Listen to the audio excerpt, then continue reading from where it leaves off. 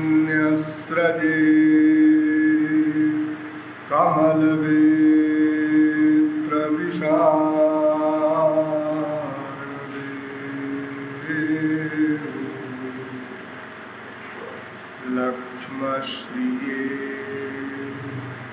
मृदुपदे पशुपाङ्गया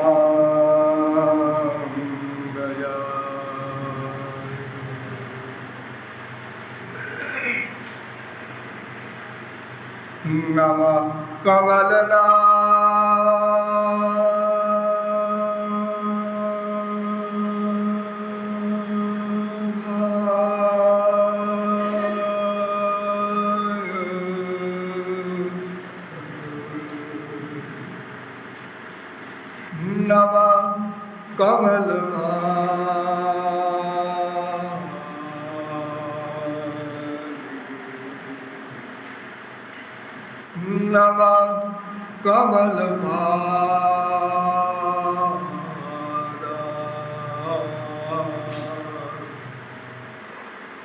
नमस्ते कमलेक्षणे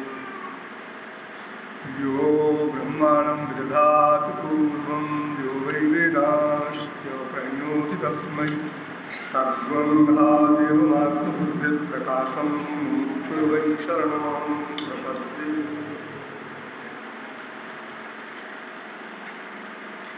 जगदाराध्य राधाधवा राध्यावराधत्व महानुभाव। दैनिक नियमानुसार थोड़ी देर भगवान नाम संकीर्तन कर लीजिए, पश्चात से प्रारंभ होगा।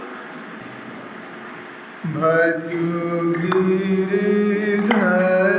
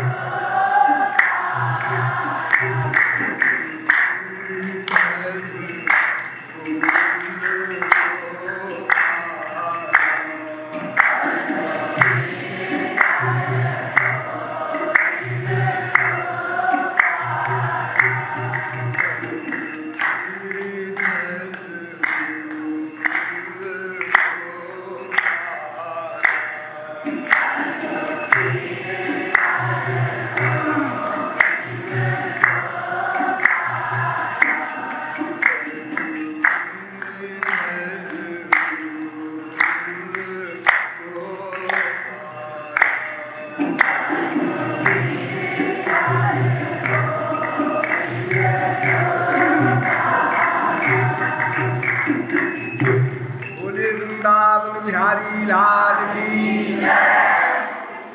बहुत धीरे से बोलते हैं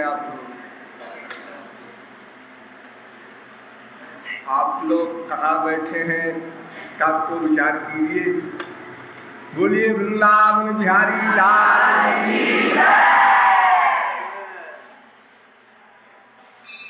अब आप लोग सावधान हो जाएं।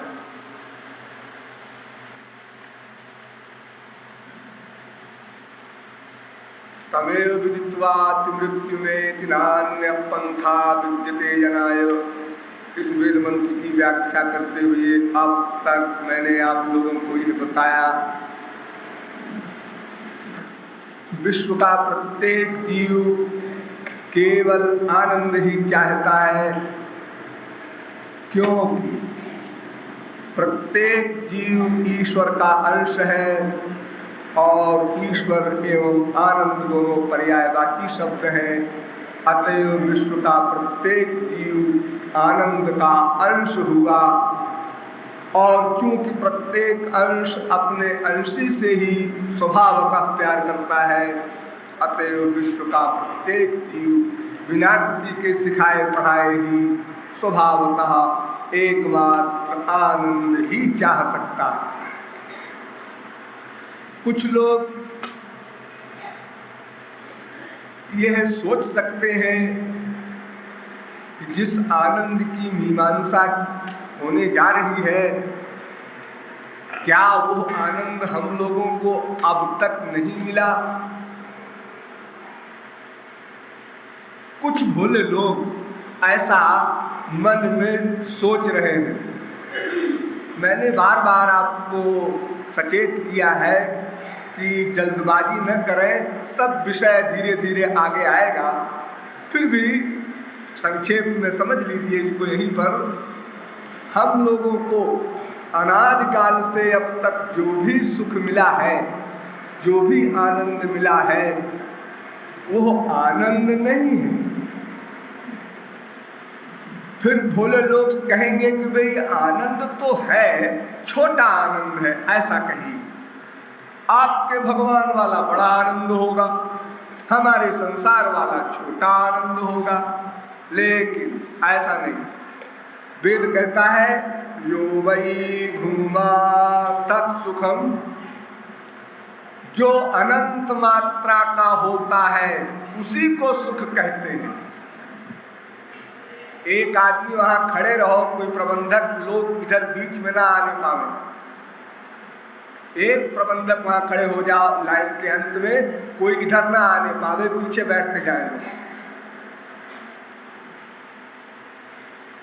आनंद सदा अनंत मात्रा का होता है, अनलिमिटेड होता है, असीम सीमा का होता है, अनहद होता है। लिमिटेड को, सीमित को आनंद कहा ही नहीं जा सकता। और वो आनंद ऐसा होता है कि एक बार प्राप्त होने के पश्चात अनंत काल तक मिला रहता है, फिर आनंद का वियोग नहीं हो सकता। क्यों? इसका भी विज्ञान समझ लीजिए। आनंद और ईश्वर पर्यायवाची है, ये आप समझ गए? हाँ। माया और उसका जो रिएक्शन होता है, जो परिणाम हमारे सामने आता है, दुख, ये विरोधी तत्व है। ईश्वर उसका विरोधी तत्व माया। तो आनंद ईश्वर उसका विरोधी तत्व दुख, या आनंद नहीं, ऐसा बोलिए, आनंदाभाव। तो आनंद पर दुख का अधिकार नहीं हो सकता, इम्पॉसिबल। ये प्रकाश आप देखते हैं, जैसे प्रकाश के ऊपर अंधकार का आधिपत्य नहीं हो सकता, ऐसे आनंद पर दुख का अधिकार नहीं हो सकता। ये जो आप लोग बोला करते हैं कल तो बड़ा आनंद आया, बड़ी भूख लगी थी, रसगुल्ला खाया, बड़ा आनंद आया। कल आनंद आया और आज सूखी रोटी भी नहीं मिल रही। तो क्या आनंद आया और गया? ऐसा आनंद नहीं होता, आपको धोखा है, भ्रम है। क्या भ्रम है ये हम भविष्य में बताएंगे डिटेल। आनंद पर दुख का अधिकार नहीं हो सकता, प्रकाश पर अंधकार का अधिकार नहीं हो सकता। क्यों? इसलिए प्रकाश और आनंद ये ईश्वर से संबंध रखते हैं, और क्योंकि ईश्वर पर माया का आधिपत्य नहीं हो सकता, इसलिए ईश्वर की कमेटी वाले आनंद और प्रकाश आदि पर अंधकार और दुख आदि का आधिपत्य नहीं हो सकता। कभी नहीं हो सकता, अनंत काल तक नहीं हो सकता। इसलिए आनंद अनंत मात्रा का होता है प्लस अनंत काल के लिए होता है, उसे आनंद कहते हैं। इसलिए आप संक्षेप में लोग समझ गए होंगे कि हमको अनादिकाल से अब तक स्वप्न में भी एक बार भी आनंद का लवलेश भी नहीं प्राप्त हो सका। सोई सुख लवलेश बारक जिन सपन हुलहु ते नहीं गणहि खगेश ब्रह्म सुख सज्जन सुमति। अगर किसी को प्रेमानंद के लवलेश का भी अनुभव स्वप्न में भी एक बार भी हो जाए तो वो ब्रह्मानंद का तिरस्कार कर देता है। जगदानंद, विषयानंद, रसगुल्लानंद की कौन पे इसकी कहा गिनती। हमारा जो बार बार कमिटमेंट हो रहा है संसार के भौतिक पदार्थों में, ये सिद्ध करता है कि हमको अब तक कभी भी आनंद का लवलेश भी नहीं प्राप्त हो सका। जब मैंने आपको बताया था जीव अनाथ है, भगवान हमसे सीनियर नहीं है, अनंत जन्म बीत चुके हमारे, और ये भी आपको बताया जा चुका है कि कोई भी जीव एक क्षण को भी अकर्मा नहीं रह सकता, बंद करना पड़ेगा, मन से तो या वेदनी से तो, और उसी आत्म प्राप्ति के लिए ही वर्त करना पड़ेगा। अतएव ये भी सिद्ध है कि प्रत्येक जीव अनादिकाल से उसी एक आनंद प्राप्ति के हेतु प्रतिक्षण प्रयत्न करता चला रहा है, और ये प्रयत्न तब तक चलता रहेगा जब तक अपने परम जगन्नाथ परमानंद को न प्राप्त कर लेगा। आप कहें कि हम छुट्टी करते हैं, हम आनंद के झगड़े से मुक्त होना चाहते हैं, आनंद चाहने बंद कर दे, असंभव। आनंद के लिए प्रयत्न करना बंद कर दे, असंभव। अच्छी मुसीबत। जी हाँ, जब तक आपको आनंद प्राप्ति न हो जाएगी तब तक आपको अनंत बार भविष्य में भी जन्म लेना पड़ेगा, प्रयत्न करना पड़ेगा। गलत प्रयत्न करें या सही, अनंतानंत जन्मों के प्रयत्नों के पश्चात भी आनंद का लवलेश नहीं प्राप्त हो सका। क्यों?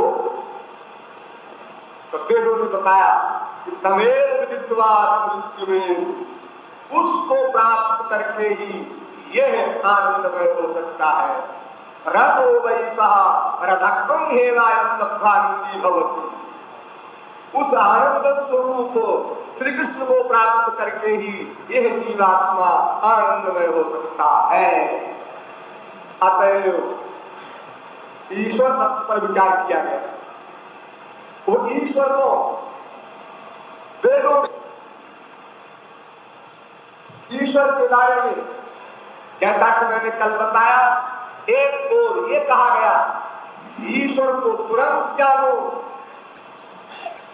नहीं तो बहुत बड़ी हानि हो जाएगी, इतना मूल्यवान मानव देह कहा नष्ट कर रहे हो।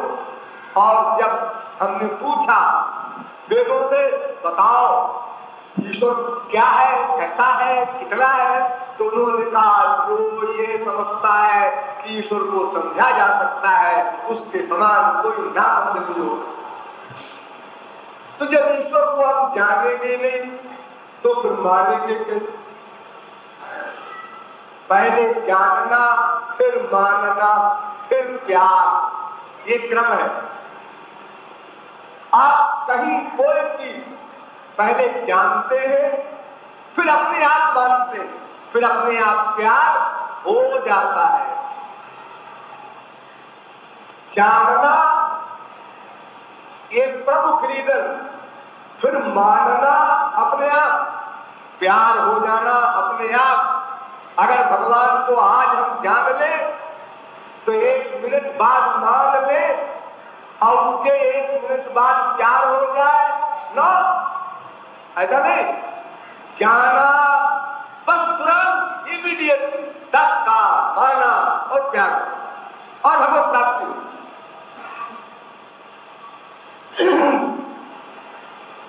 गधे की अकल से समझिए, एक कोई ऑफिसर था, उसका एक चपरासी था।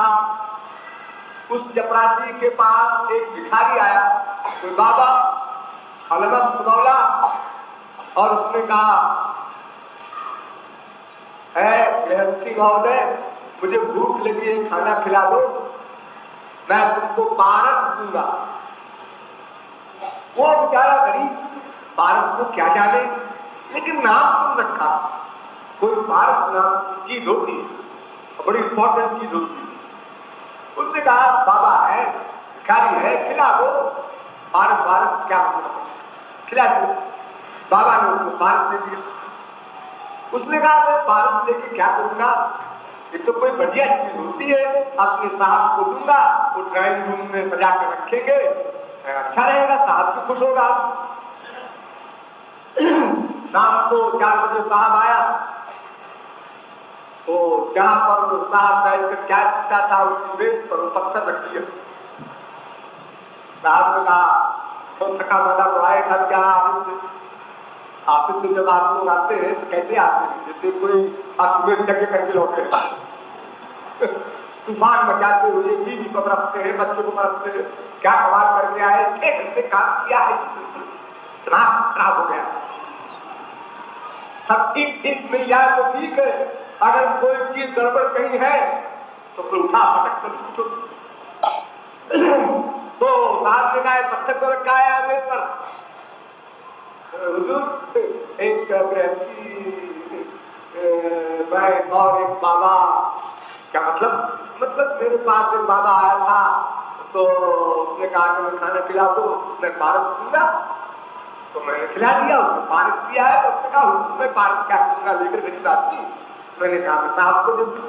मैं वो कड़ा पारस, तुझको इतनी कॉमन सेंस नहीं है कि जिसके पास पारस होगा वो भीख मांगेगा। बुद्ध उठाकर पारस को फेंक दिया। जाना पारस नहीं है तो माना पारस नहीं है तो डिटैचमेंट, फेंक दिया, वैराग्य। वो पारस जाकर एक लोहे की सिटकिनी में सामने उसी रूम में टकराया, और लोहे की सिटकिनी सोने की हो, देखा, सचमुच पारस। जाना पारस, माना पारस, प्यार हो गया, दौड़कर पारस को उठाया, लॉक कर दिया, नाचने लगा। आप क्या है, आप क्या करेंगे, तो सर्विस करेंगे, रेलवे लाइन में छुआ देंगे, पूरी इंडिया में सोने सोना हो जाएगा, किसी इस्पात कारखाने में चले जाएंगे। तो देखो, इसी प्रकार आप संसार में कहीं भी समझ लीजिए, एक अंगूठी है, आपको पड़ी मिल गई, आपने सुना से पूछा, तो ये अंगूठी का पत्थर कितनी कीमत का होगा? वो मामूली जानकार था, उसने कहा 100 रुपए। 100 रुपए का? बोले भाई 100 रुपए का है। लेकिन आप लखपति है तो 100 रुपए की बड़ी कीमत नहीं है, मामूली केयर है उस अंगूठी, यहां वहां रख देते हैं। एक दिन आपके पास एक चोरी आया, उसको भी आप बताया जाते अंगूठी का पत्थर कितने का? उसने कहा 1 लाख। 1 लाख का? जाना माना प्यार। आप अंगूठी को जब देखता है 1 लाख के प्यार से देखता है, दृष्टि वही, मनुष्य वही, अपने आप हो रहा है, कोई साधना नहीं हो रही है कि कीर्तन कर रहा है बैठ के, 1 लाख की अंगूठी मेरी, 1 लाख की अंगूठी मेरी, ऐसा कीर्तन नहीं कर रहा, अपने आप। तो अगर हम जान ले भगवान को कभी भी, तो तुरंत मान ले, तुरंत प्यार हो जाए, तुरंत भगवत प्राप्ति हो जाए, तुरंत माया निवृत्ति हो जाए, त्रिगुण निवृत्ति, कर्म निवृत्ति, दोष निवृत्ति, पंचक्लेश निवृत्ति, पंचकोश निवृत्ति, सारी समस्याएं हल हो जाए।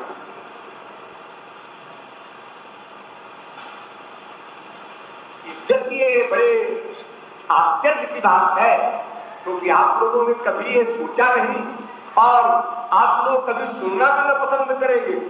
अगर आपको कोई कह दे कि आप नास्तिक हैं, क्या बकते हो नास्तिक? तो आप भगवान को मानते हैं? बिल्कुल, भगवान को आप मानते हैं क्या?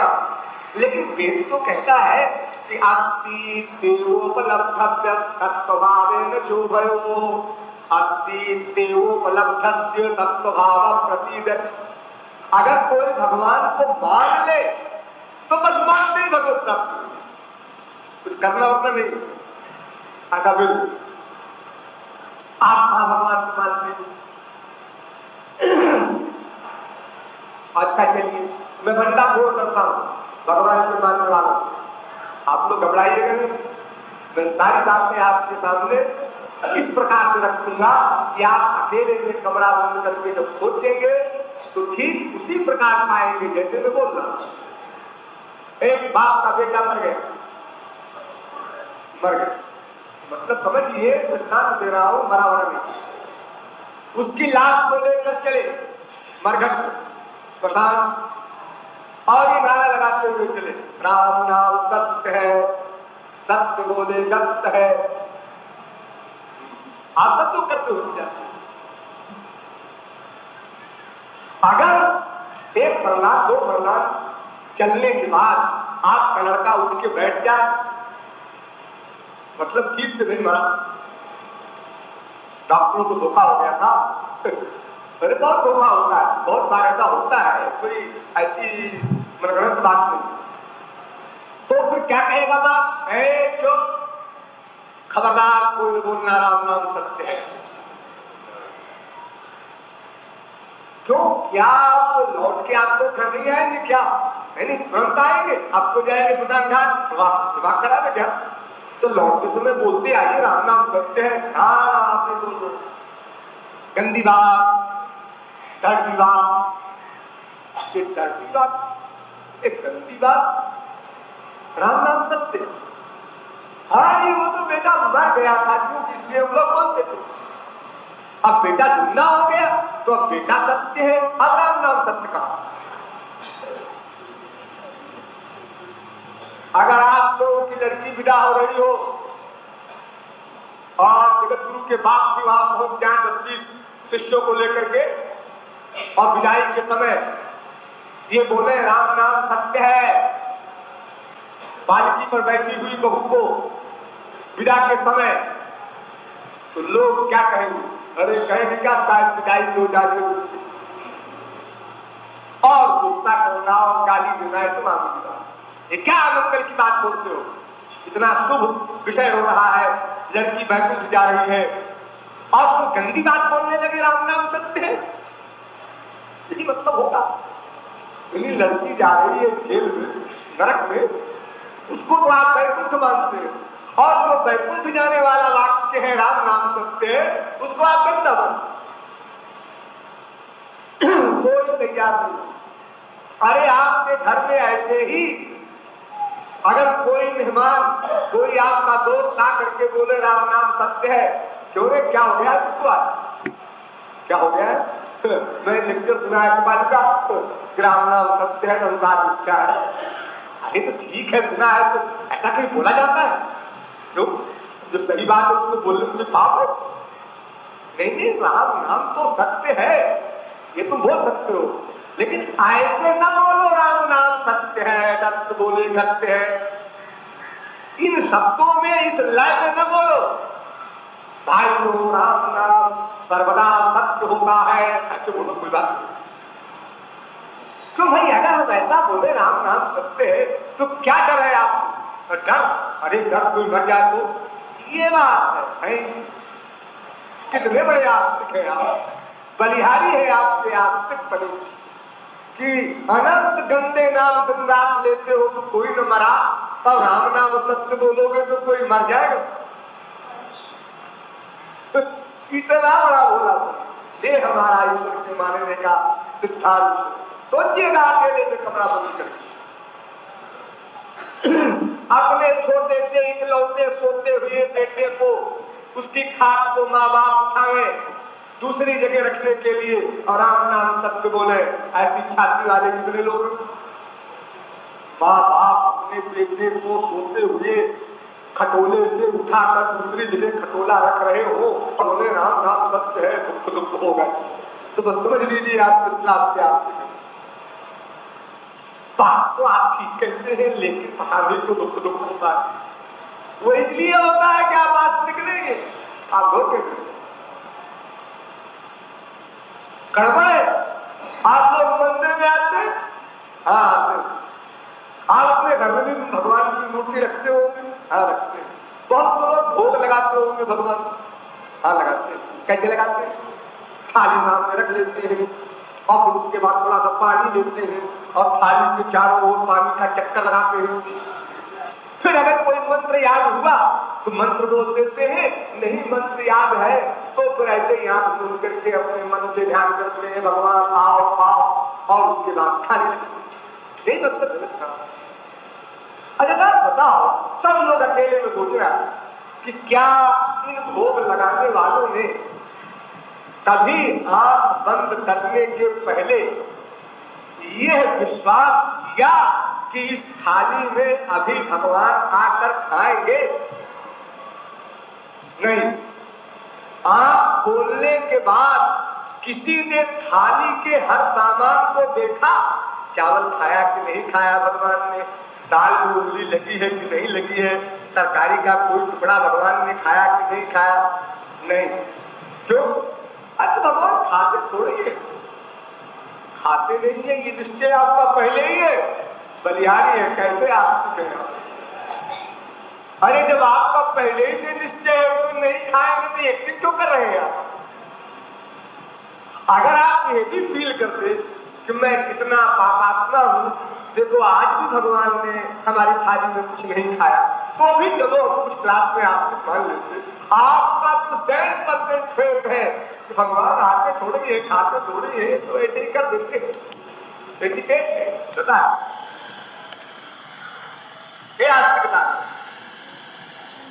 आप लोग कथा वथा सुनते होंगे, सत्यनारायण की कथा वगैरह, पूजा पाठ शादी ब्याह में सब में होता रहता है घर घर में। तो आप लोगों को पंडित जी लोग दिखाते होंगे सामान पूजा का, सुपारी ले आना, कपड़े ले आना, पुरुष मातृका के लिए, नवग्रह के लिए, गणेश के लिए, दुर्गा के लिए, लक्ष्मी के लिए, देवताओं के लिए। तो आप लोग दुकान जाते हो? हाँ जाते हो। तो दुकानदार से क्या कहते हैं? कपड़े का व्यापारी जी आइए आइए, कहिए क्या चाहिए? पूजा का कपड़ा। पूजा का कपड़ा माने क्या? जिसको मनुष्य न पहने। एक पूजा का कपड़ा अलग से बनता है। ये कपड़ा पूजा का किसके लिए नहीं जा रहा है? भगवान के लिए। अच्छा अच्छा अच्छा, एक कपड़ा और दे दो। वो क्या होता है? दिन कॉट वगैरह मैं विशेष जानता नहीं, बहुत बढ़िया कपड़ा जो हो। अच्छा ये किसके लिए? बेटे के लिए। भगवान के लिए ये 100 रुपए गज और बेटे के लिए 40 रुपए गज। जी हाँ, अरे भगवान पहनते थोड़े ही है, तो ले जा रहे हैं, खाली पंडित जी ने कहा है। ये हमारी आस्तिक। अपने पूरा कबाड़ा बेटे के बराबर भी भगवान ने विराट चाहा। जो आत्मा का बाप है, जो आपका असली बाप है, वो आपके फिजिकल बेटे के बराबर भी नहीं रहा। तो पूजा की सुपारी होती है जो मनुष्य में खाए, सड़ी गली छोटी छोटी हल्की हल्की, उसको छाट के रख लेता है दुकानदार कि जब पूजा वाले मांगने आएंगे तो उसको देंगे, ताकि एक छटाक में 20-25 चढ़े, ताकि कई देवताओं से मामला निपट जाए। सोचिएगा अकेले में कितनी गंभीर बात है सोचने की। हम लोग जो ठाकुर जी को सदा मानने का दावा करते हैं और अनेक प्रकार की उपासना का स्वाद रखते हैं, मंदिर में आते जूता नया पहन के आए और जानते हैं कि मंदिर में जूते की चोरी हो जाती है, फिर भी आ गए। जूता कहाँ उतारे? इधर उतारे तो ठीक नहीं, इधर उतारे। एक कोने में जाकर जूता उतारता है। में गया भगवान के सामने, राधा कृष्ण के सामने, जय हो जय, तुम्हें हो माता। अब जूते की ओर देखिए, यानी जूता मेरी माँ है, श्याम सुंदर मेरी माँ नहीं। क्योंकि मन का जहां अटैचमेंट होगा उसी की उपासना बन जाएगी। उपासना का मतलब है मन का अटैचमेंट। अगर हमारे मन का अटैचमेंट किसी भी पदार्थ में है तो उसी की उपासना मानी जाएगी, शब्द बोलने से कुछ नहीं होता। ये हम लोग जो बड़ी बड़ी बातों का दावा करते हैं, मंदिर में बैठ या अपने प्राइवेट घर में ही भगवान के जनों का पद गाते हैं, सूरदास का, मीरा का, तुलसी का, नानक का, सीताराम का। मोसन कौन कुटिल खल कामी, मेरे समान कोई कुटिल नहीं, नीच नहीं, अधम नहीं, पापी नहीं। आंसू भी बहा देते हैं हम लोगों बहुत से भाई। लेकिन अगर मंदिर से बाहर निकलते ही कोई कह दे तो बड़े बदतमीज हो, क्या कहा, दांत तोड़ देंगे दोबारा, सब निकला हमारे मुंह। अभी तो आप कह रहे हैं कि मौसम कौन कुटिल खल कामी, हमने तो थोड़ी सी बात कही है, तुझसे कह रहे थे क्या, भगवान से कह रहे थे, तो क्या धोखा देने के लिए आपको भगवान मिले थे? अगर ये फैक्ट नहीं है, तुम्हारी फीलिंग ये सदा नहीं है कि मैं पापात्मा हूं, तो भगवान के आगे क्यों एक्टिंग करते हो कि मौसम कौन कुटिल खल कामी? और अगर भगवान के सामने तुमने एडमिट कर दिया तो फिर इंसान के सामने मानने में क्या एतराज, क्यों एतराज?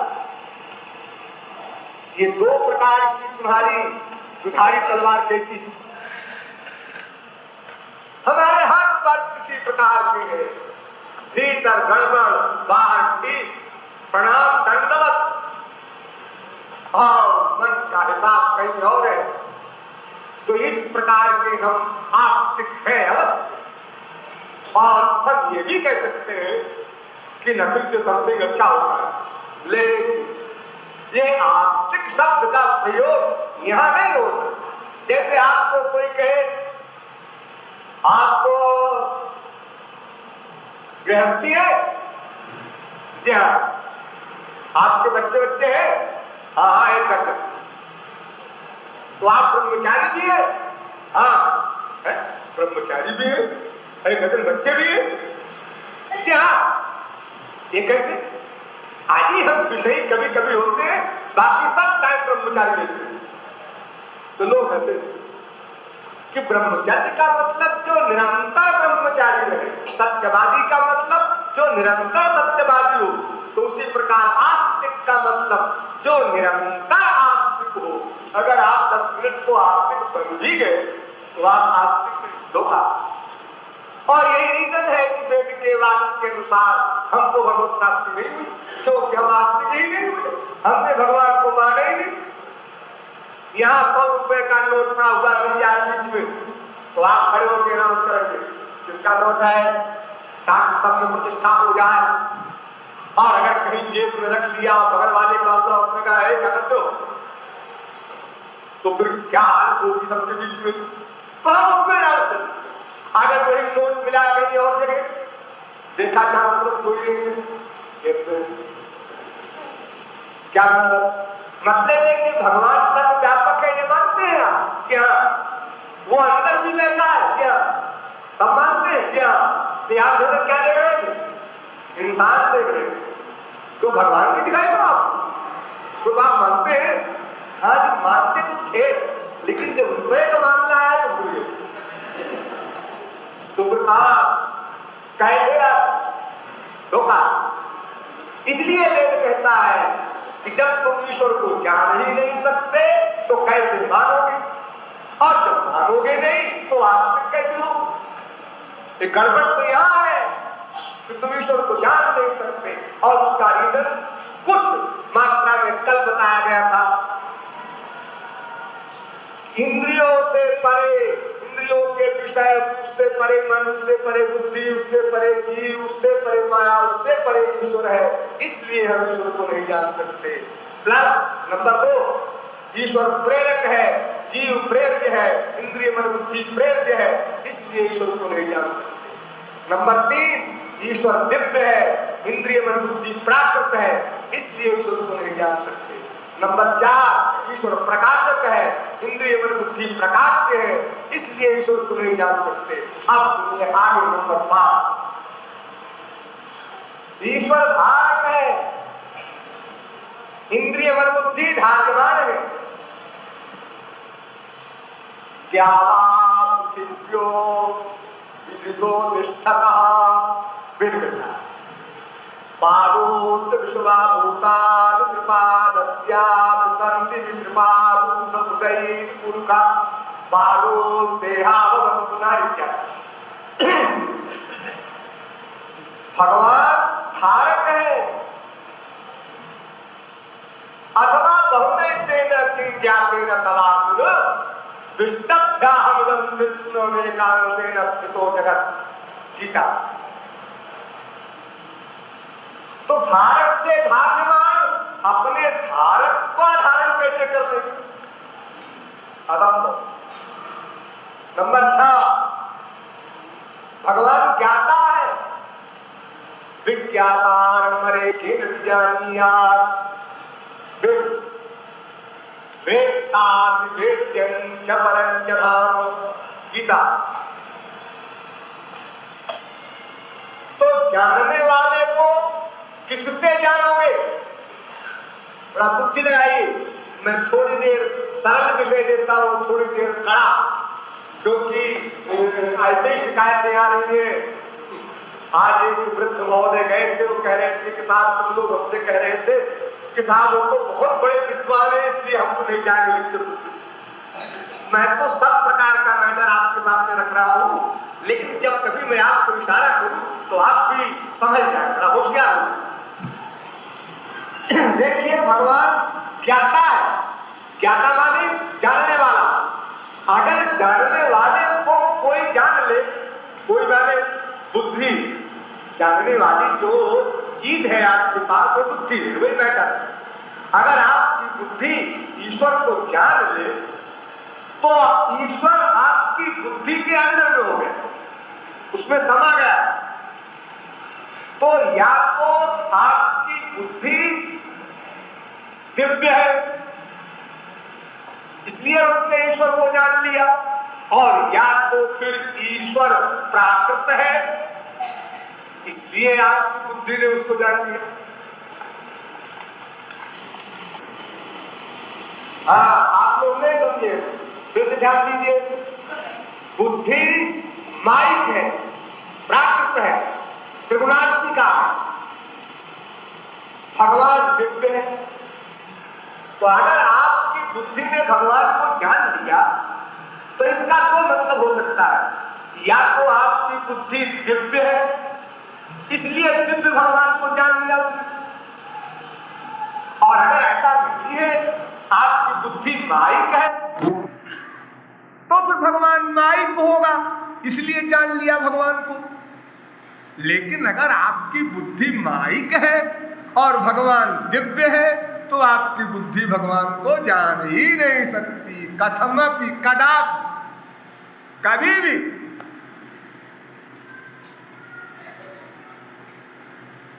और फिर इसके आगे एक ऐसा पॉइंट जिससे आप बड़ी आसानी से समझ जाएंगे।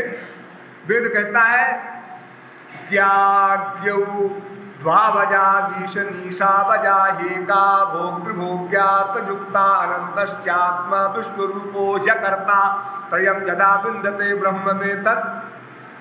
भगवान सर्वज्ञ है और जीव अल्पज्ञ है।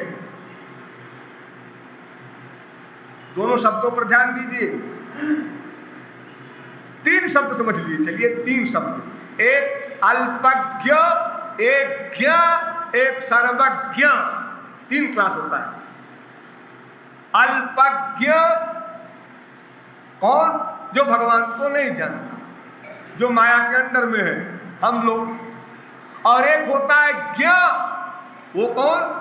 जो जीव भगवान को जान लेता है, वो ज्ञान।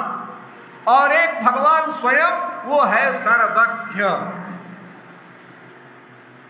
इसलिए वेद में कहा गया भगवान के लिए यः सर्वज्ञः सर्वविद्यस्य ज्ञानमयं तपः। भगवान सर्वज्ञ है।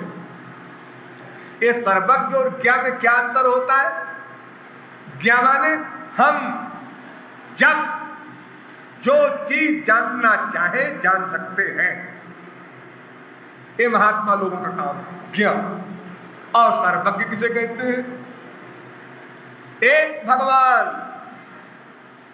अनंत कोटि ब्रह्मांड में, प्रत्येक ब्रह्मांड में, प्रत्येक लोक में, प्रत्येक देश में, प्रत्येक प्रांत के, प्रत्येक जिले के, प्रत्येक ग्राम के, प्रत्येक पोखरे में रहने वाले अनंतानंत जीवों के, अनंतानंत जन्मों के प्रत्येक क्षण को, प्रत्येक संकल्प को नोट करने वाला, जानने वाला, हिसाब रखने वाला, फल देने वाला, एक साथ एक भगवान, ये सर्वज्ञ है। तो सर्वज्ञ भगवान, अल्पज्ञ हम। तो अल्पज्ञ सर्वज्ञ को कैसे समझेगा? जैसे कोई समुद्र हो, कोई गहरी झील हो, कोई गहरा पानी हो, उसको नापना है, वो लिमिटेड ही सही, 100 फुट गहरा पानी, चलो। और आपके पास जो पैमाना है 1 फुट का, आपने पानी में डुबोया,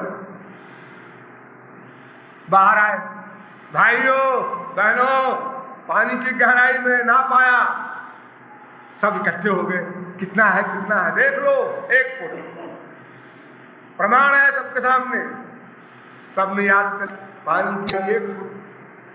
दूसरा आया 2 फुटा लेकर के, उसने भी डाल दिया पानी में।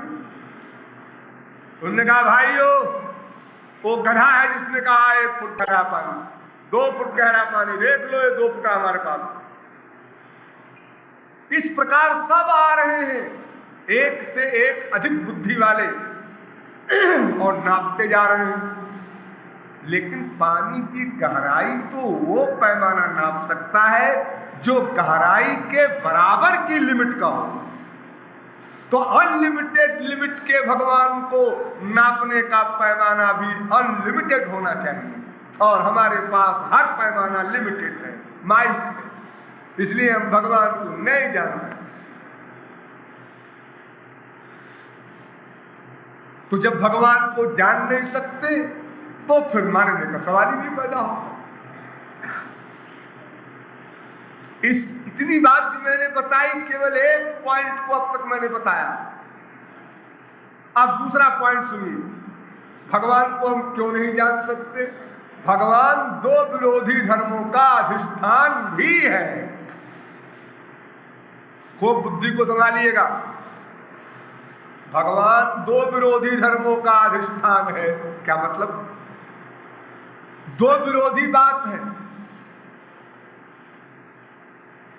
2 विरोधी बात। क्या 2 विरोधी बात? इस समय रात है, ठीक, इस समय दिन है, गलत। इस समय रात है, ठीक, इस समय दिन है, गलत। और अगर कोई कहे इस समय रात भी है, इस समय दिन भी है, गलत। ये विरोधी बात। आप देखिए भगवान में कितनी विरोधी बातें हैं, घबराइएगा नहीं। पहले वेदों में ले चलते हैं आप, फिर उसके बाद नीचे भी लाएंगे, गीता वगैरह में भी आप समझ लीजिएगा। वेद कहता है भगवान के लिए, अणोरणीयान महतो महीयानात्मा गुहायाम निहितोष जंगो हो तमक्रतुः पश्यति वीतशोकः नेतिनेत्यस्थूलमनणुः। क्या मतलब? भगवान छोटा है, समझ में आया? हाँ आया, भगवान छोटा है, छोटा कितना छोटा है? 1 फुट का, 1 इंच का। भगवान कितना छोटा है? तो वेद कहता है जितनी छोटी कल्पना आप कर सकते हो उससे अधिक छोटा है। देखो परमाणु, जो कुछ भी आप कल्पना कर सकते हो कि सबसे छोटी चीज ये होती है, उससे अधिक छोटा है भगवान। समझ में आया? हाँ आया। लेकिन महतो महीयान, बड़ा भी है, बड़ा भी है। कितना बड़ा? जिससे बड़ा कोई न हो उतना बड़ा। गिरिर्महान गिरिरब्धिर्महान अब्धिर नभो महत् नभसोपि परम ब्रह्म। पहाड़ बड़ा होता है, हिमालय वगैरह। हाँ, पहाड़ से बड़ा क्या होता है? समुद्र। समुद्र से बड़ा क्या होता है? आकाश। आकाश से बड़ा क्या होता है? आकाश से बड़ा तो हम कुछ नहीं जानते भी। सबसे बड़ा आकाश होता है। तो बस आकाश से बड़ा, और अगर आकाश से बड़ा कोई और आपने बता दिया तो उससे बड़ा। क्या बढ़िया परिभाषा बनाया कि कोई गड़बड़ कर ही नहीं सके। जो सबसे बड़ा उससे बड़ा, और जो सबसे छोटा उससे छोटा, और छोटा है बड़ा है मैं ये भी नहीं कहता। लो, तीसरी बात भी आ गई, तीन विरोधी बात। तो भगवान या तो छोटे से छोटा होगा या तो बड़े से बड़ा होगा। आप यही कहेंगे? नहीं, सब वेद मंत्र सही है, लेकिन समझने के लिए हमारी माइक बुद्धि पर्याप्त नहीं। इसीलिए वेद को समझने के लिए शर्त लगा दी है, आचार्यवान पुरुषो ही वेद। ये अनादिकाल से वेद किताब के रूप में कभी नहीं थे, ये गुरु के द्वारा सुने जाते थे। तो इनका अर्थ गुरु ही बताता था, उस गुरु को उसके गुरु ने बताया है। इस क्रम से चला आया है। अब देखो, समझ लीजिए जरा सा, थोड़ा सा है।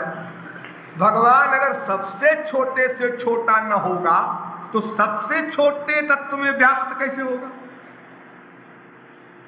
इसलिए कंपलसरी है कि सबसे छोटे वाले तत्व से छोटा बने व्याप्त होने के लिए। और अगर सबसे बड़े से बड़ा न बनेगा तो महाप्रलय में सबको लीन कैसे करेगा अपने अंदर? वो भी कंपलसरी है। दो विरोधी धर्म, बृहच्च रूपम सूक्ष्माच तत्सूक्ष्मतरम विभाति। इतना सूक्ष्म है, इतना सूक्ष्म है कि सूक्ष्म से भी सूक्ष्म है, और इतना बृहत है कि बृहत से भी बृहत है। उसका नाम ही है ब्रह्म।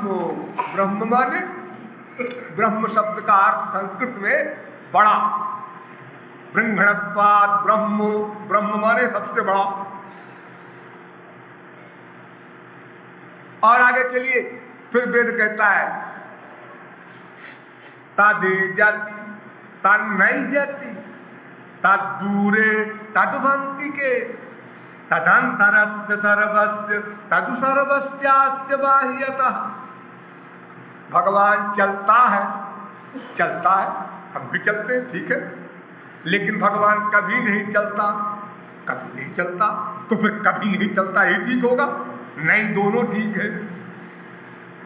भगवान बहुत दूर है, इतना दूर है भगवान कि जितना तुम उसकी ओर दौड़ोगे उतना और दूर होता जाएगा। इतना दूर है, और इतना नजदीक है भगवान आपके कि जहाँ आत्मनि तिष्ठति, आप उसी के अंदर रहते हैं।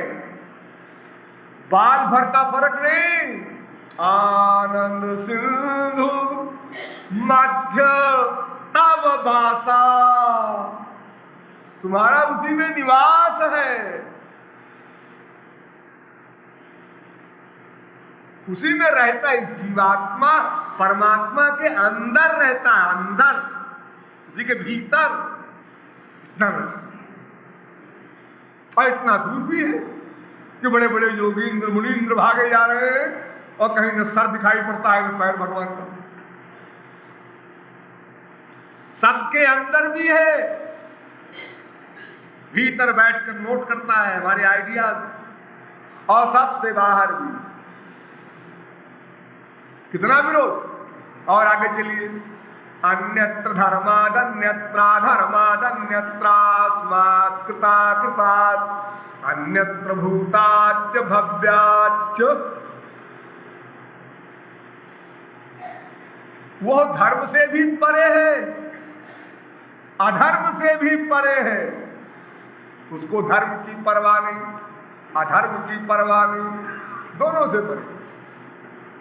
अकृत की परवाह भी नहीं, अकृत की परवाह भी नहीं, यानी कार्य से भी परे, कारण से भी परे, ये सृष्टि से भी परे। और सृष्टि का जो रीजन है, सृष्टि का रीजन आगे बताएंगे आपको डिटेल में। ये समझिए कि प्रकृति से महान, महान से अहंकार, अहंकार से पंचन मात्रा, पंचन मात्रा से पंचमहाभूत, पंचमहाभूत से बना संसार। इसी क्रम से लय होगा, प्रलय। तो ये जो सृष्टि वर्तमान दिखाई पड़ती है, स्थूल संसार, इससे भी परे, और सूक्ष्म जो संसार है प्रकृति, उससे भी परे, भूत से भी परे, वर्तमान से भी परे, भविष्य से भी परे। जैसे कोई पागल बोल रहा हो, ऐसे ही है नहीं सब विद्वान। सर्वेन्द्रिय गुणाभासम सर्वेन्द्रिय विवर्जितम सर्वस्य प्रभुमीशानम सर्वस्य शरणम सुहृत। भगवान के कोई इंद्रिय इंद्रिय नहीं है, न आंख है, न कान है, न मुंह है, कुछ, लेकिन समस्त इंद्रियों के विषयों को ग्रहण करता है। ऐसी बढ़िया नाक है उसकी, सूंघ लेता है। आपकी नाक किस काम की? आपकी नाक तो कुछ फरलांग तक की चीज सूंघती है। ये विरोधी बात है। अजायमानो बहुधा विजायते तस्य योनिं परिपश्यन्ति धीरास्तस्मिन् हातस्त्रिभुवनानि विश्वा जो देवेभ्यात्पति यो देवानां पुरोहिता पूर्वो जो देवेभ्यो जातो नमो रुचाय ब्राह्मणे इत्यादि। उसका जन्म नहीं होता कभी, लेकिन अनंत बार जन्म हुआ, 1-2,000 बार नहीं, अनंत बार जन्म होता है। और जन्म होता ही नहीं, अजन्मा है। दो विरोधी बात।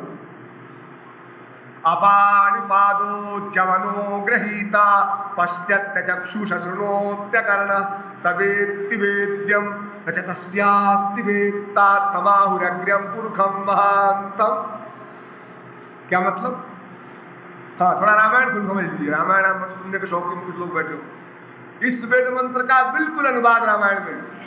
बिनु पग चलाई सुनाई बिनु काना अकार बिनु कर्म करई विधि नाना अवानन रहित सकल रस भोगी और बिनु जिह्वा भक्ता बड़ जोगी और तनु बिनु परस नयन बिनु देखा अग्रहाई घ्राण बिनु बास अशेखा आसु सब भांति अलौकिक करनी महिमा जासु जाई नहीं भरनी।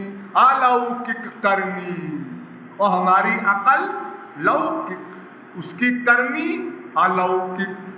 तो कैसे हिसाब बैठेगा बना? अरे कान है लेकिन सुनाई नहीं पड़ता। हम संसार में यही देखते हैं। ये बहरा है, बहरा है, अच्छा तो कान नहीं है इसमें। ये अंधा है, अच्छा तो आंख नहीं है। ये लूला है, हाथ नहीं है, चकट गए होंगे एक्सीडेंट में। ये लंगड़ा है, पैर नहीं, अच्छा। ये नकटा है, नाक नहीं, अच्छा। नहीं जी, कान भी है, आंख भी है, कान भी है, हाँ, और सुनाई नहीं पड़ता। ये कान के अंदर एक कान और होता है, वो नहीं है। ये कान, इस कान के अंदर रहने वाली इंद्रिय शक्ति वो नष्ट हो गई, इतना बड़ा कान बेकार है। और जिसके कान ही नो, और वो अनंत ब्रह्मांड के प्रत्येक जीव की पुकार सुन सके। ये बात भला हम कैसे माने? हाँ, अलौकिक करनी है, हमारी मानने वाली बुद्धि लौकिक है, कैसे समझ में आएगा?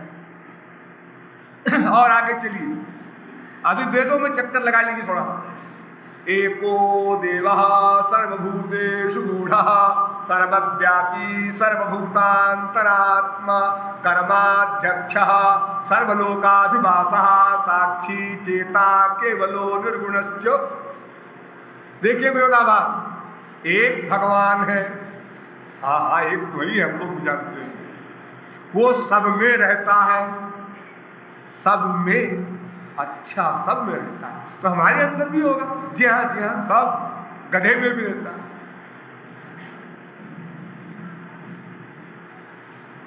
हमने एक धर्म के आचार्य से परिहास में कहा ऐसे, वो श्री कृष्ण लीला पे आक्षेप कर रहा था लोगों से, हमसे मिलने आया तो बड़ी नम्रता से, तो हमने कहा कि तुम्हारा जो भगवान है वो गधा है।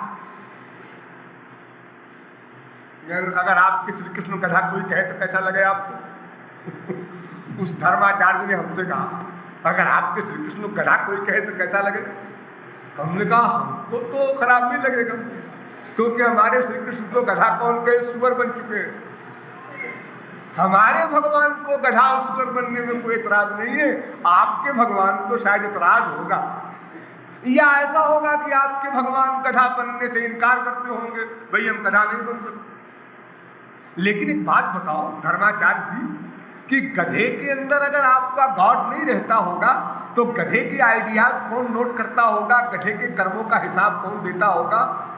क्या आप लोग देते हैं उनको?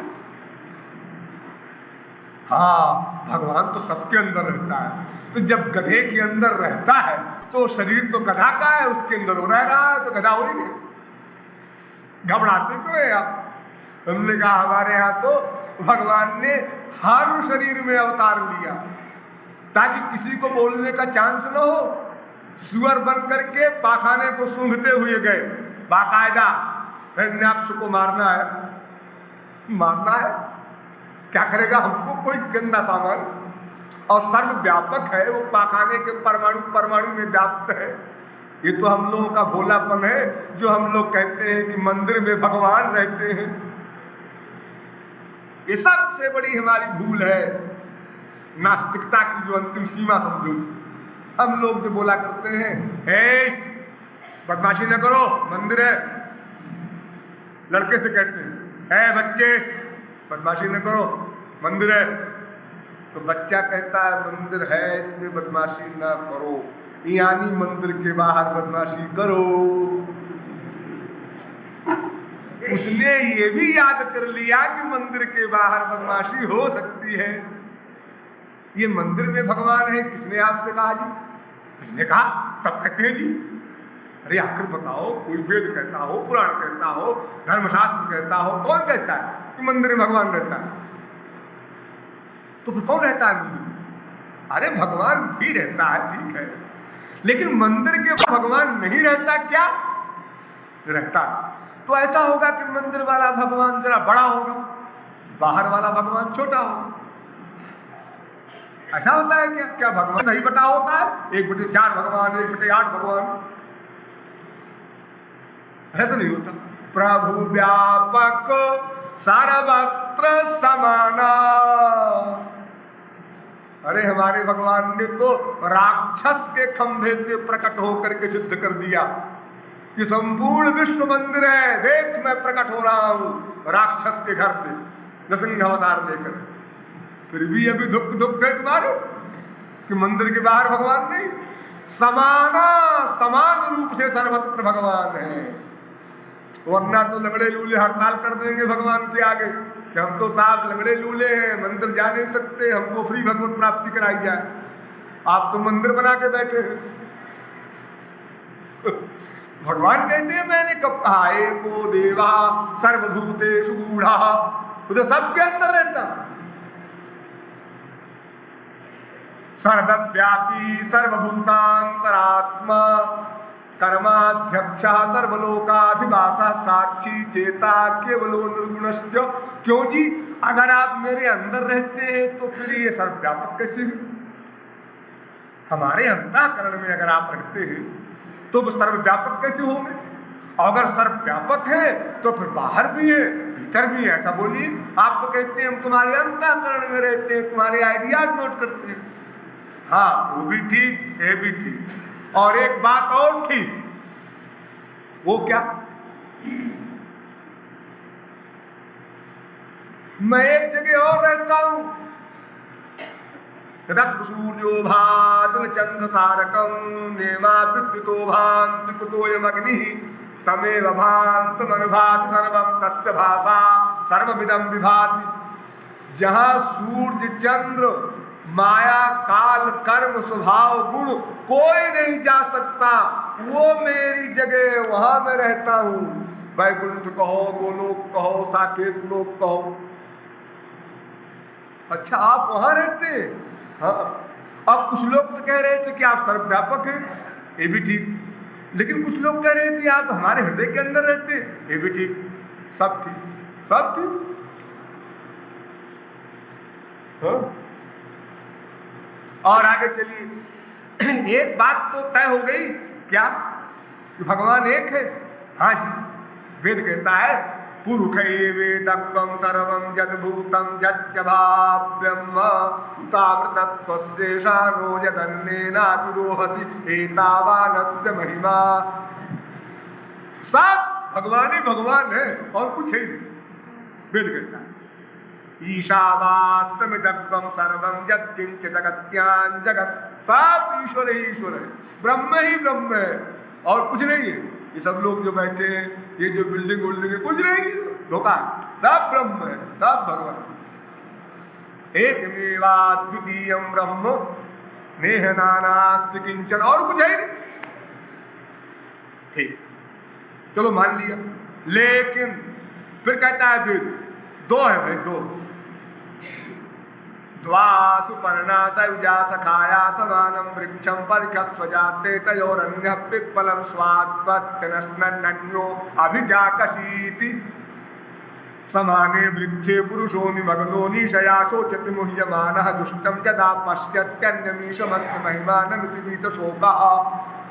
आपके अंतःकरण में दो पर्सनैलिटी रहती है। सावधान होकर सुनिए, सिर न घुमाइए, थोड़ी देर और जरा बुद्धि लगाए रहिए।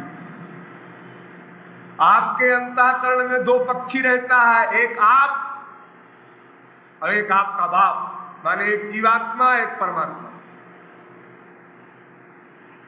तो एक पक्षी देखिए इस प्रकार से आप, और दूसरा पक्षी परमात्मा इस प्रकार से, ठीक उसी के पीछे। ये परमात्मा डिस्टर्ब नहीं करता, चुपचाप नोट करता है ये क्या करता है, ये क्या सोचता है, उसे नोट करता है बस। ये अंतःकरण में बैठकर, और दोनों भगवान हैं, ऐसा वेद कहता है। ज्ञाजौ द्वावजौ। फिर कहता है वेद नहीं नहीं नहीं नहीं, दो ही नहीं तीन भगवान होते, तीन भगवान होते। हाँ, क्षरं प्रधानम अमृताक्षरं हरक्षरात्मानवीशते देव एकः तस्या विज्ञानाद् योजनात् तत्त्वभावाद् भूयश्चान्ते विश्वमाया निवृत्तिः। आत्मानत्वं रथिनं विद्धि शरीरं रथमेव तु बुद्धिं तु सारथिं विद्धि मनः प्रग्रहमेव च इन्द्रियाणि हयानाहुर्विषयांस्तेषु गोचरान् आत्मेन्द्रियमनोभोक्तेत्यात्मनीषिणः। ये भोक्ता ब्रह्म, अभोक्ता भोग्यं प्रेरितारं च मत्वा सर्वं प्रोक्तं त्रिविधं ब्रह्म में तत्। तीन प्रकार का ब्रह्म, एक भोक्ता ब्रह्म, एक भोग्य ब्रह्म, एक प्रेरक ब्रह्म। तो प्रेरक ब्रह्म कौन? जिसको जानकर, और भोक्ता ब्रह्म कौन? जो जानकर, जीवात्मा। और भोग्य ब्रह्म कौन?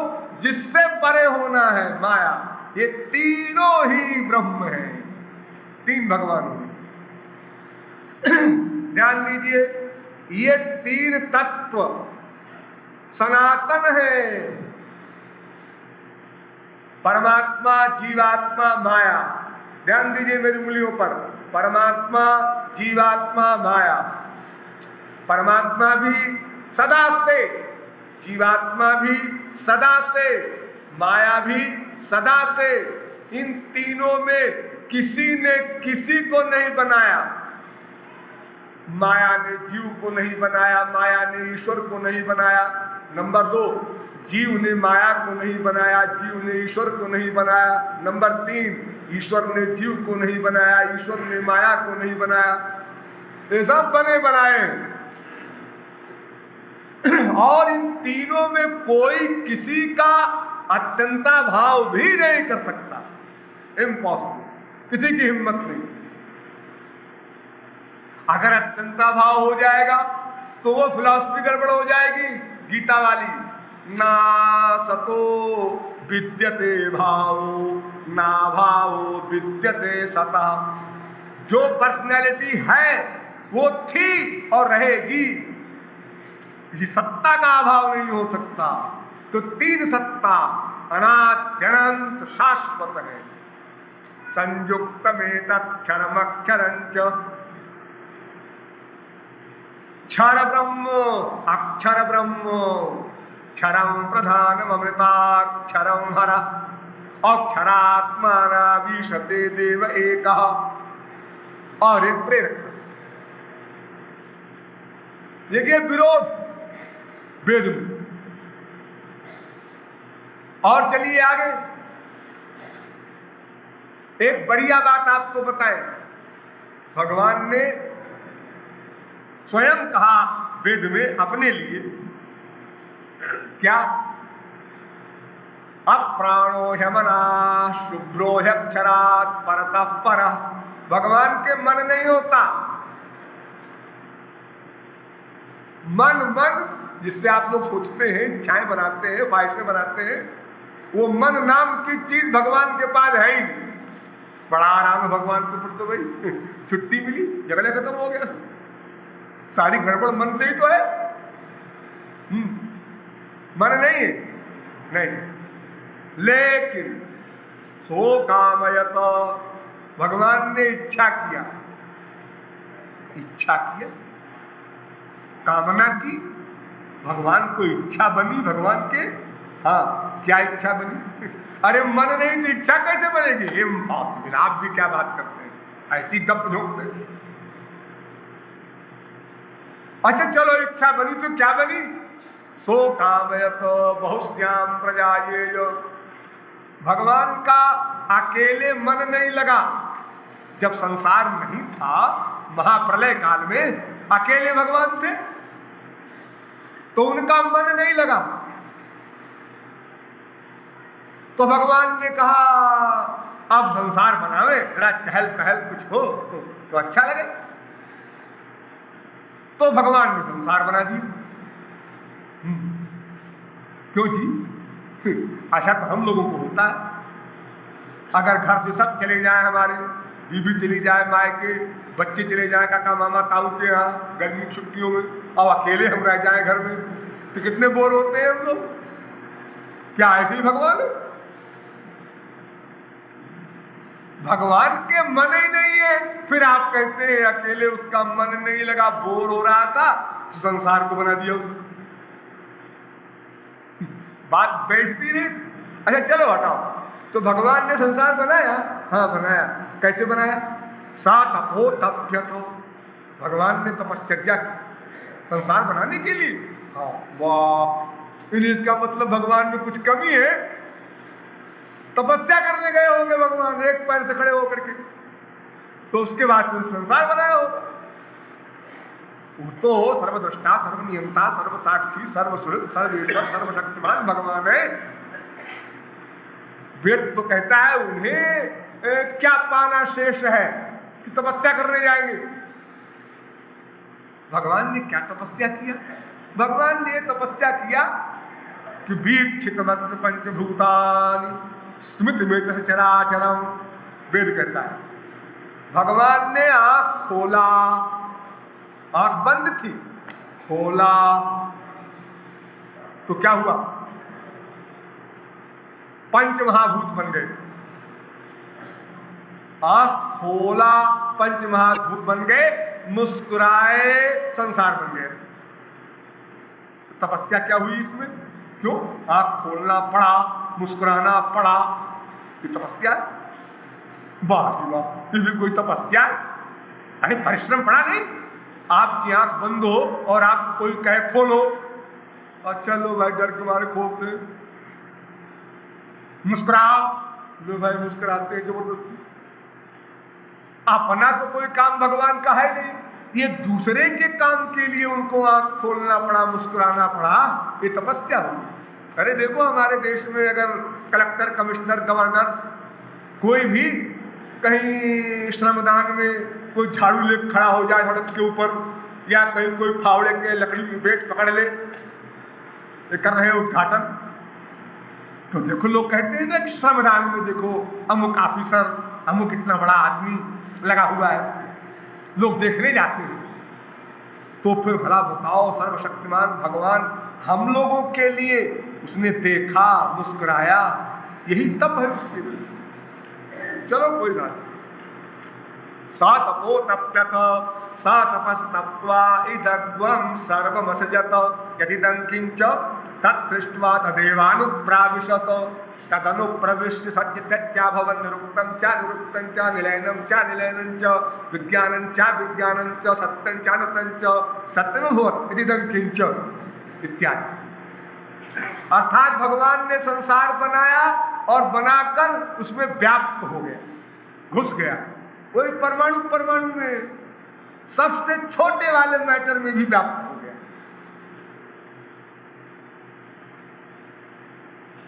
और इसके बाद सारा संसार आपके सामने दिख रहा है।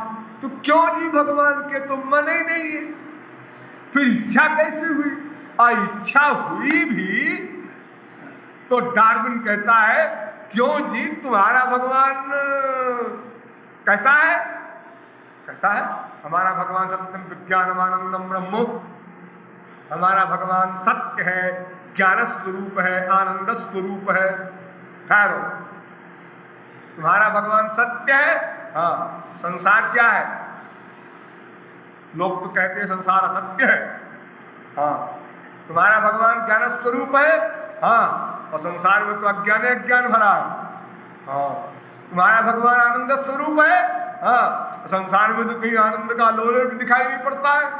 सारा ब्रह्मांड इकट्ठा कर लो अगर, पृथिव्याम व्रीहिजवम हिरण्यम पशवस्त्रिया नालमेकस्य पर्याप्तम, अनंत कोटि ब्रह्मांड की साम्राज्य श्री यदि एक व्यक्ति के नाम लिख दी जाए तो भी उसका वही फटीचर हाल होगा जो एक रंग, एक भिखारी का होता है, उसमें कोई अंतर नहीं। तो फर्क क्या हुआ? अनंत में वो हो और चाहे कुछ न हो।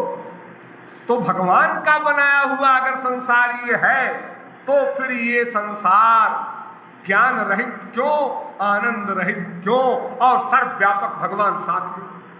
देखो, एक पानी में चीनी डालो, पानी में चीनी डालो और हिला दो, एक एक बूंद पियो, कैसा पानी है? मीठा। पानी में नमक डालो, हिला दो, एक एक बूंद पियो, कैसा है? खारा। तो इस संसार के परमाणु परमाणु में भगवान व्याप्त है और संसार के अनंत परमाणुओं का हम सेवन कर रहे हैं, कुछ का नाक से, कुछ का कान से, कुछ का मुंह से, और आनंद का लवलेश भी नहीं प्राप्त हो सका। आप कैसे मान लें कि आपका भगवान सर्वव्यापक है? ये डार्विन की शंका। अरे चोरी चोरी आपको भी होगी। एक और नया प्रश्न खड़ा हो, भगवान ने अगर संसार बनाया होता तो जैसे भगवान से संसार, हाथी के हाथी पैदा होता है, घोड़े के घोड़ा पैदा होता है, ऐसा तो नहीं होता कि हाथी के आदमी पैदा हो जाए। तो आनंदमय ज्ञानमय भगवान से पैदा होने वाला संसार दुखमय, अज्ञानमय, सर्वत्र त्राहि त्राहि, दुख दुख, अशांति अशांति, अतृप्ति अतृप्ति, अपूर्णता अपूर्णता ही भरी है, और स्वयं बना हुआ है परिपूर्ण, तृप्त, शांत, आनंदमय, नित्य ज्ञानमय। इतना विरोध। भगवान में इतने विरोधी धर्म है। अच्छा थोड़ा गीता समझ लीजिए आप। गीता आप लोगों ने पढ़ी होगी। गीता में भगवान ने अर्जुन से कहा न कर्तृत्वम न कर्माणि लोकस्य सृजति प्रभु। भगवान कुछ नहीं करते। देखो वेद ने भी कहा था अनंतश्चात्मा विश्वरूपो ह्यकर्ता। भगवान कुछ नहीं करता और सृष्टिकर्ता बन गया। और गीता वही भगवान की वाक्य, वही गीता भी है। तो गीता में भगवान ने कह दिया मैं कुछ नहीं करता, ना दत्ते कछचित पापम न चैव सुकृतम विभु। कोई पाप करे पुण्य करे हमसे कोई मतलब नहीं। लेकिन फिर आगे कहते हैं कि मत्तः सर्वं प्रवर्तते अहम सर्वस्य प्रभवः मयाध्यक्षेण प्रकृति स्वीदश चराचरम। पहले तो कहा कि इनडायरेक्ट में मैं अध्यक्ष हूं और माया सृष्टि करती हूं। फिर कहा नहीं जी अहम सर्वस्य प्रभवः, मैं ही संसार बनाता हूं। अकर्ता भी कहे जा रहे हैं और सृष्टिकर्ता भी बने जा रहे हैं। और इतने ही नहीं, और आगे देखो भगवान कहते हैं मैं समदर्शी हूं। अच्छा आप समदर्शी हैं? यहाँ समोहम सर्वभूतेषु न मे द्वेष्योऽस्ति न प्रियः। न मेरा कोई दुश्मन है न मेरा कोई दोस्त है, मैं तो समदर्शी हूं। समदर्शी कौन होता है? समदर्शी वो होता है जिसका कहीं न प्यार हो न कहीं खार हो। अगर प्यार होगा तो पार्शियलिटी होगी, खार होगा तो पक्षपात होगा, दुश्मनी होगी। जब भगवान को कुछ चाहिए नहीं किसी से, सदा आनंद में है, तो किसी से प्यार करे क्यों, किसी से खार करे क्यों, तो फिर वो पक्षपात करे क्यों? ठीक देखिए एक ही श्लोक में गीता में भगवान कहते हैं ऊपर की लाइन में समोहम सर्वभूतेषु न मे द्वेष्योऽस्ति न प्रिया, और नीचे की लाइन में माम भजन्ति तुझे भक्त्या मयि ते तेषु चाप्यहम्। लेकिन अगर कोई मेरी भक्ति करता है तो उसके लिए हजारों रियायतें दी जाती है। मयि ते तेषु चाप्यहम्, इस वाक्य पर ध्यान दीजिए। मयि ते वे मुझ में रहते हैं और तेषु चाप्यहम्, मैं उनमें रहता हूं। किसके लिए? भक्त के लिए। और जो भक्त न हो उसके लिए न त्वहम तेषु ते मयि। उसी गीता में न त्वहम तेषु, मैं उनमें नहीं रहता, और ते मयि, वे मुझ में रहते हैं। इतना बड़ा विरोध। समदर्शी भी है पक्षपाती भी है। नान्तम न मध्यम न पुनस्तवादिम। फिर कहते हैं भगवान की आदि नहीं है। अच्छा प्रारंभ नहीं भगवान का कभी, लेकिन फिर कहते हैं त्वमादिदेव पुरुष पुराण। तुम तो आदिदेव हो। देखिए विरोध। एक बार कहते हैं मत्तः परतरम नान्यत् किंचिदस्ति धनंजय, मुझसे अलग और कुछ नहीं है। वासुदेव सर्वमिति समहात्मासु दुर्लभा। फिर कहते हैं नहीं नहीं दो है। ममैवांशो जीवलोके जीवभूतः सनातनः। फिर कहते हैं नहीं नहीं तीन है। भूमिरापो नलो वायु खम मनो बुद्धिरेव च अहंकार इतीयं मे भिन्ना प्रकृतिरष्टधा अपरेजम तस्पन्याम प्रकृतिं विद्धि मे पराम जीवभूतां महाबाहो येदं धाजते जगत्। देखो विरोध। वेदांत कृत वेद विदेव चाहम। वेद कृत वेद विद वेद वेद जीव। एक तरफ कहते हैं अजो प्रसन्न व्यात्मा, मैं अज हूं, लेकिन संभवामि जुगे जुगे, मैं बार बार जन्म लेता हूं, अजन्मा भी हूं, जन्म भी लेता हूं। इतने सारे विरोध एक गीता में। ऐसे ही अभी बहुत से विरोध आगे और आएंगे। गीता के आगे आप तो पुराणों में भी, तमाम धर्म ग्रंथों में तब आपके सामने ये विषय सिद्ध होगा कि भगवान को कोई नहीं जान सकता, इसलिए कोई आस्तिक नहीं बन सकता। लेकिन आप घबराएंगे नहीं, कल ही आपको हम बताएंगे कि गधा भी भगवान को प्राप्त कर सकता है। बोलिए वृंदावन बिहारी लाल की।